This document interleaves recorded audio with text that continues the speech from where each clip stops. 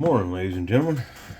I'm taking apart a Milwaukee rotozip M18. I'm not saying that you need to, but or you have to. Mine's after warranty, so instead of buying a new one, I'm not condoning on doing this, but if you need a little more time on your rotozip like I do, because I don't have money to jump out there and buy another one right here right now, but all you have to do, because what's going on is my bearing is apparently dry. I have no idea why I don't use sealed bearings, but it's sealed on one side, but there's a little fabric piece. It's on the other side. All you gotta do is find a T10, especially a T10 that has the hole inside for a security tip. And you just take it apart, just like this, and everything will open up to where you can actually put whatever preferred oil that you want in it. Hopefully I can fast forward to this to where you're not sitting there staring at me taking all these screws out, but hey,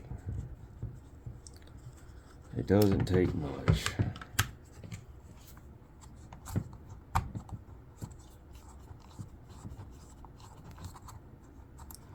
I know there's some people out there that are probably just like me to where I can't just buy, but I do have to say they're good tools.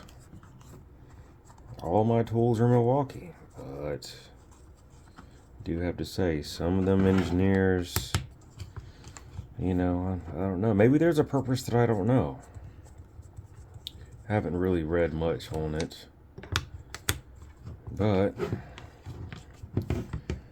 hey, what do I know? I do have to say, tile dust, especially sheetrock is number one. If you do the job that I do. Oop. It's a little bit short. Screw it.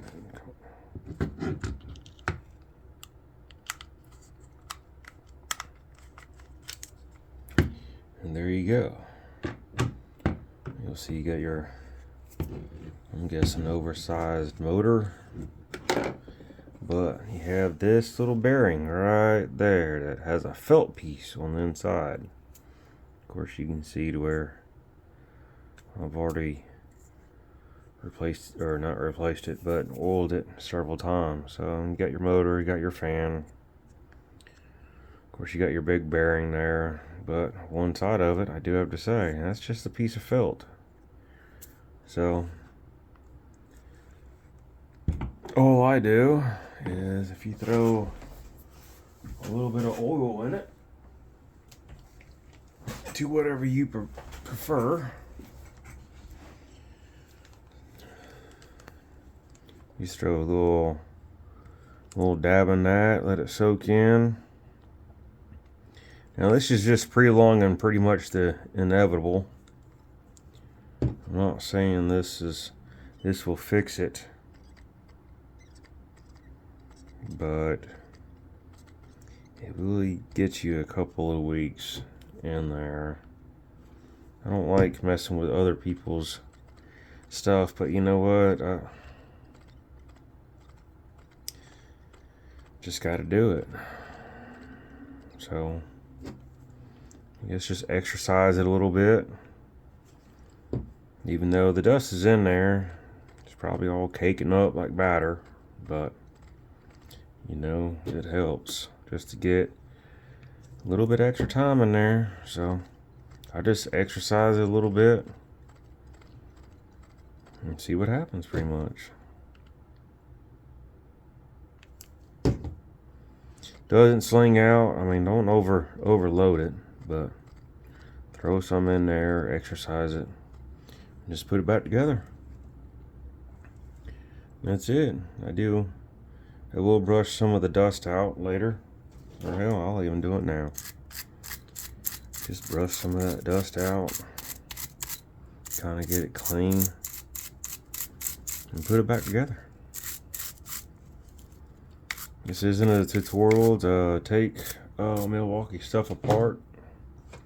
But, you know, if you're just looking for a couple extra weeks, I mean, I've done this probably about 3 times now. I'm not arguing with their products. It's the only fault that I've ever seen that's in this rotozip, but I've had this for, I don't know, probably 3 years now. But just letting anybody out there that might need a little bit of help or it's starting to squeal or something, just to prolong the availability. I'm not saying replace the bearing or anything like that, but and I'm not saying that Milwaukee's bad at all. I love all their tools. I got pretty much every tool that I got is Milwaukee, but I do have to say it's one fault out of all the tools that I got. Got rotozip, got drills, I got augers, got sawzall, got the hacksaw or salt or whatever the other one is. Got circular saw, the 5.5. I do have to say it's about the only thing that I've seen bad about it. So, but hey, you get what you pay for. Got what, 7 batteries? Got a blower. Yeah, I even got the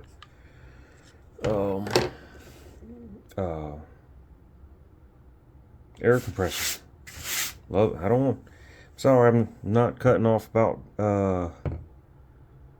12-volt systems, but hey, 18-volt is very good. So, wish I could afford the 24-volt, but I don't make that kind of money. But there you go. Should be good to go.